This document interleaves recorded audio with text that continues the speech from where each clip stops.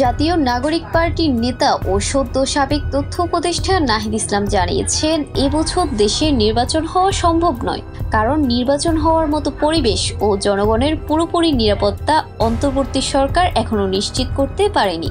বৃহস্পতিবার বার্তা সংস্থা রয়টার্সকে এক সাক্ষাৎকারে নাহিদ বলেন, গত 7 মাসে আমরা সবাই আশা করেছিলাম রাজনৈতিক ব্যবস্থা, আইন ও শাসন স্বল্পকালীন সংস্কারের মাধ্যমে পুনঃপ্রতিষ্ঠিত হবে। এটি একটি নির্দিষ্ট সীমা পর্যন্ত হয়েছে, কিন্তু আমাদের প্রত্যাশা অনুযায়ী হয়নি।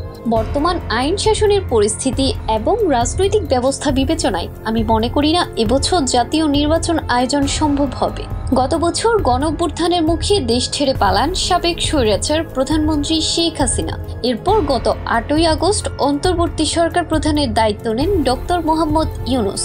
সম্প্রতি বিভিন্ন সাক্ষাৎকারে প্রধান উপদেষ্টা এবছরের শেষ দিকে নির্বাচন আয়োজনের কথা বলছেন, কিন্তু সাবেক তথ্য উপদেষ্টা নাহিদ ইসলাম জানালেন ভিন্ন কথা।